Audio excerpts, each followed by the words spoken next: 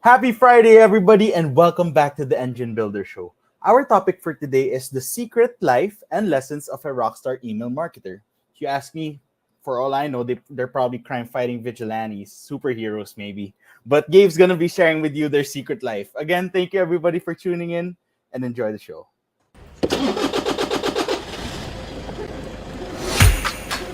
Good morning, everybody. There was always a ton to learn.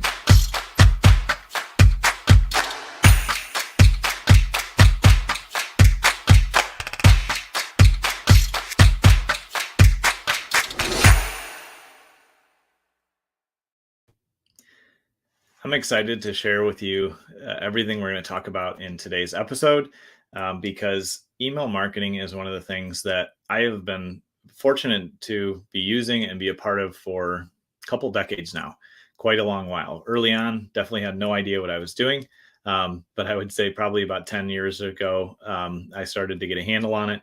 And in the last 6, 7, 8 years, I would say it's been something that's been, really effective, really powerful.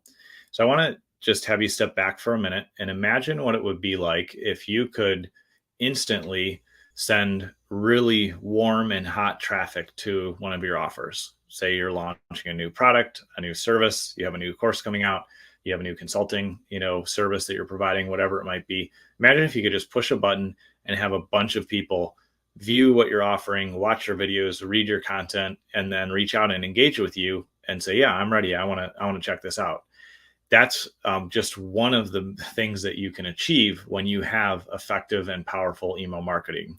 And one of the things that I've learned over the years in email marketing is that there's some really powerful lessons that we can gather from email marketing. And there's some simple processes that you can put in place either by doing these things yourself, or you can reach out. We'd be glad to work with you or whoever you bring in, honestly, on your team to help you. There's plenty of ways to leverage the power of email marketing. And so the secret life of an email marketer is somebody who takes time to study what they're sending out, what's working, and starts to pay attention to what are the things going on in the world right now that people are paying attention to, what gets people to engage. And an email marketer is spending a ton of time thinking about the content that they're going to create and brainstorming those things, writing content, putting it out there, and then seeing what works so they can replicate what works and they can improve upon it. And so they can eliminate things that don't work. And one of the examples that I will use forever as it relates to email marketing is if you think about one of the important relationships in your life, it's your partner, your spouse, maybe your kids, a best friend that you talk to quite a bit, whoever it might be. Think about somebody that you talk to a few times a week, maybe daily even. Imagine what it would be like if all of a sudden you just stopped talking to them and you said, hey, I'm just going to send you an update once a month. Have everything in there, expect you to read it, and that's going to be the basis of our relationship. If that's how you chose to change one of your close, intimate relationships, I would imagine that you would probably have trouble in that relationship. There would be challenges, especially if you think about like a romantic relationship with your partner, your spouse, and all of a sudden you said, hey, we're only going to talk, once a month. That's it. Odds are you probably wouldn't have that relationship in just a matter of a few months. But unfortunately, that's how a lot of entrepreneurs treat email. They think, well, I can't bother my list too much.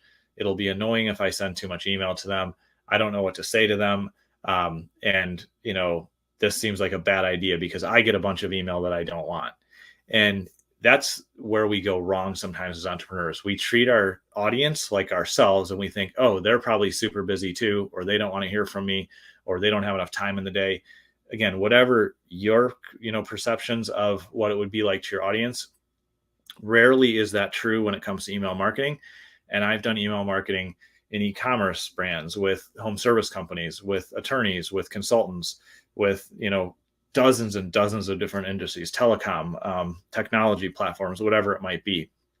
And that lie of thinking, oh, people don't want to hear from me that frequently, that's what will kill your email marketing. And so the lessons that I've learned as an email marketer, and also from email marketers who have far exceeded my level of success in email, is that you have to realize that to have successful email marketing, you have to show up consistently and have an ongoing conversation with the person on your list. And I want you to shift your thinking and stop thinking, oh, how big is my list? How many people are on it? To there are individuals on my list. How do I show up for them and communicate to them? I've, like I mentioned, had the opportunity to work with some really successful email marketers that make millions when they send out an email. And that comes over time because they consistently show up and they're investing in that relationship. They're communicating with their list almost always on a daily basis when people get that kind of results. And so the lesson that I learned from them, from Rockstar email marketers, is that if you're willing to show up on a consistent basis and share what's going on in your life, updates in the business, things that you have going on, and yes, offers to engage or take advantage of something or show up to a training, that's a part of the mix too. But if you're just willing to show up and share your life on a daily basis of what's going on, that's how you start to bond to your audience. And then when you do that, you teach people to engage in your content.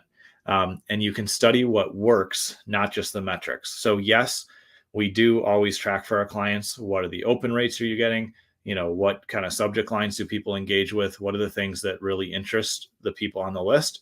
But we also really pay attention to, okay, yeah, those things are important to pay attention to. But we say, okay, if you send to a list of 500 people and you ask them to show up to a free training, or you ask them to take advantage of this free offer, or you give them some kind of discount, how many people are actually taking full action on that?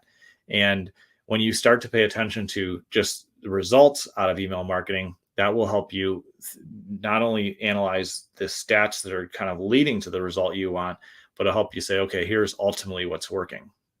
And one of the lies that I hear too often in email marketing, and I talk about on this show a lot for a reason, is that people think, oh, I have to have this massive list of people, tons of names on my email list to get results. Well, the fact of the matter is I have about 2,000, 2,500 people on the email list, my main list that I send to, and that list generates over $250,000 of revenue every year for us. So if you think about that, that's a pretty good, revenue per subscriber metric. But instead of looking at it like that every day when we email out to the list, I say, okay, how do we teach? How do we inform? How do we educate? How do we entertain the people on the list? How do we just engage in having an ongoing relationship with them?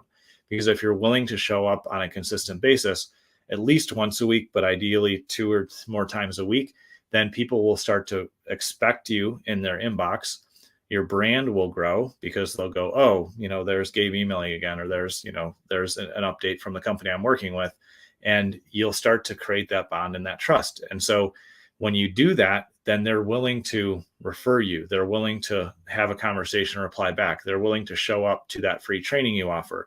They're willing to check out the resource or the guide you share. If you're just willing to be consistent and keep having the conversation, you are having a conversation even if the people don't reply back. They're listening to you.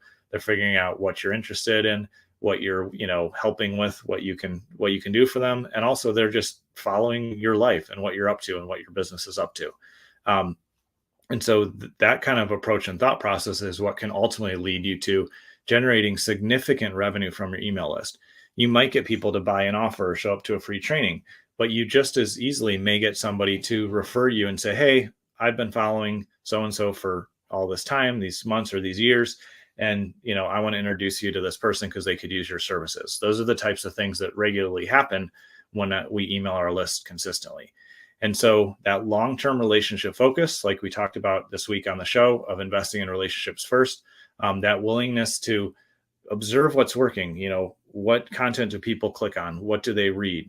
Do they reply back to these things? What things are working and not working? Your willingness to just invest in it in the long term is what's going to make you a rockstar email marketer.